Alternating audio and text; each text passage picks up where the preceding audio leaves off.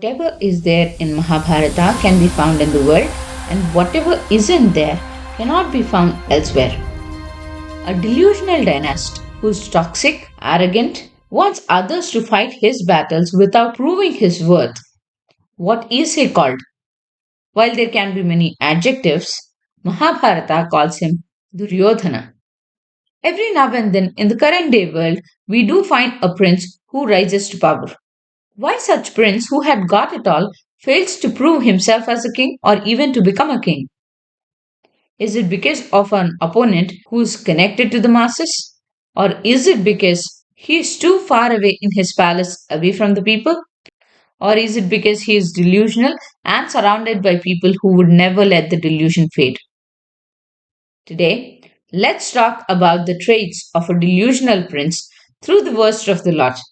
A man so arrogant and so delusional that his behavior led to the end of his lineage. King of Hastina, Duryodhana.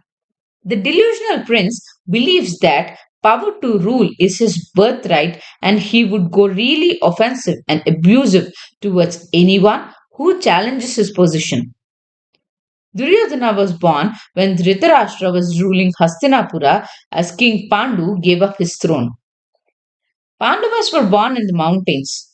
They grew up among the people of Satasrunga. But Duryodhana was born as a prince and he believed that he would succeed his father's throne.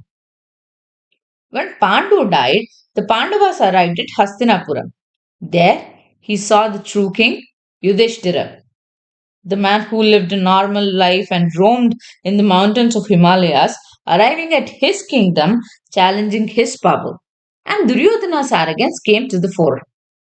The delusional prince could not sense the worth of his opponent and failed to treat him with respect. He perceived Yudhishthira and Pandavas as threat to his power and tried to demean and destroy them in all the possible ways. Surprisingly, for a man being so delusional, the prince often displays subtle signs of insecurity. While his words may say that he couldn't care less, he stoops to his lowest to defeat his enemy, and that stems from a sense of insecurity. An insecurity that he is not enough. People perceived Yudhishthira as the future king not just because it was his birthright. They loved him because he was righteous. He is the Dharmaraja. This love of people made Duryodhana extremely insecure and he started screaming fall. He convinced himself and his father that Pandavas are becoming a threat not because of people's love but because of the partiality of Bhishma, Drona, and Vidura.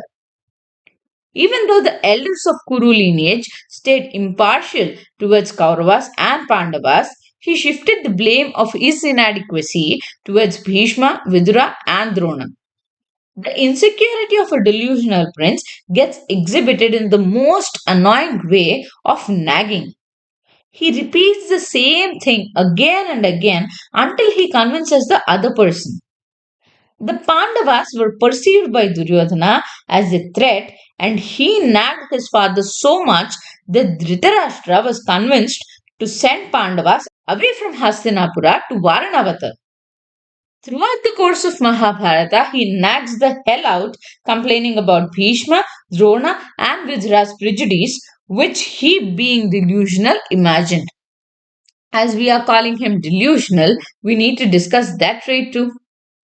In many important instances in Mahabharata, Duryodhana utters such ridiculous stuff, it makes you wonder if he was lying out of his teeth or he was hallucinating.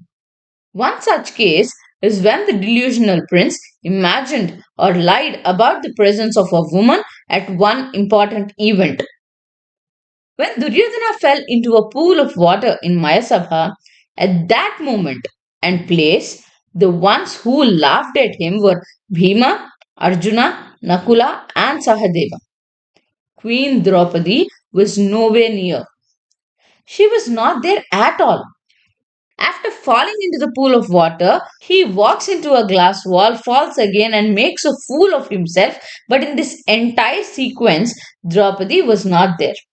Neither Draupadi nor Yudhishthira witnessed this fool's embarrassment. However, when he narrated the sequence of events to his father Dhritarashtra, he says Draupadi laughed at him. See, this he could have done to create an impact in his father's mind. So he simply lied. Or he just imagined Draupadi there, which would make him a hallucinating delusional prince. Anyway, he is not as delusional as most makers of Mahabharata who placed Draupadi in the scene and made her smile, giggle, laugh, and whatnot. Anyway, apart from being insecure, vexing, and delusional, our prince has one more annoying trait, which is being petty.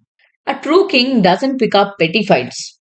However, a delusional dynast does.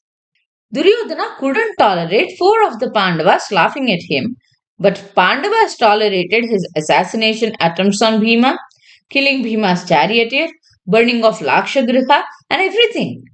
They took the blows on the chin and moved ahead, but Duryodhana throughout Bharata picks up petty fights. I wonder, you defeated Pandavas by deceit in the game of dice.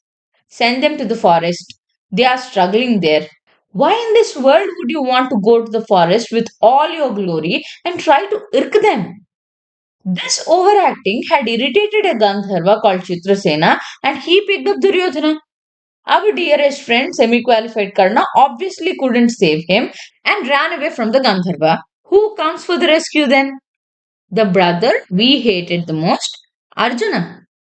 Why to even do a petty act and end up embarrassing one's own self? What to do? Our prince is petty. The worst of all the traits of a delusional dynast is his habit of demeaning his own people. Firstly, you haven't proven your worth. Your people are with you just to protect your lineage, but you don't acknowledge their efforts too. Whether it is his own king, or an intellectual on his side standing up for the right cause, or his own friend, or his own sibling, the dynast vociferously speaks about his authority and demeans his own team time and again. Even after sending Pandavas to forest by deceit, Duryodhana's revenge was not satiated. He asked Karna, Shakuni, and Dushasana to suggest a plan on what to do next. When Karna dismisses it as not a worthy effort, he literally makes a face and turns away. Karna, being the victim of this toxic relationship, notices this and says that they should go to the forest and kill Pandavas just to please Duryodhana. That's when our prince feels happy. At this point of time, sage Vyasa comes and stops them. His father Dhritarashtra requests Vyasa to put some sense in his son's head. Even Vyasa Bhagavan gives up and says that sage Maitreya will come and talk to him. When that sage arrives, our arrogant prince, rather than hearing his advice, slaps himself on his thigh carelessly and gets cursed. Sage Maitreya is giving you good advice. He is your man. He is your father's friend. Why would you insult him? You can't get rid of the bad company of your uncle Shakuni, whom everybody told you to get rid of.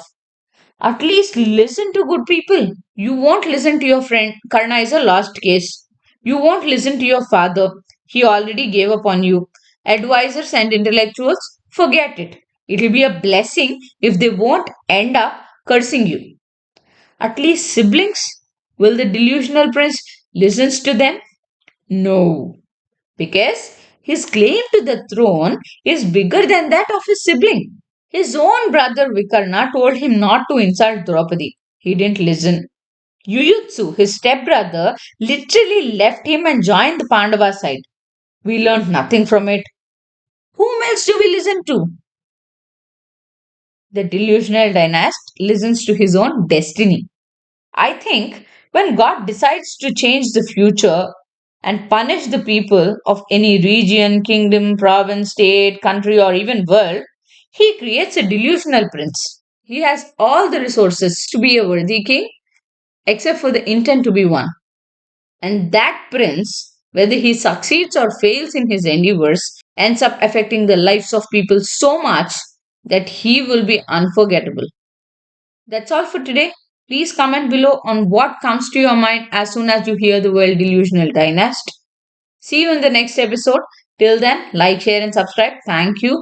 Jai Shriman Narayana.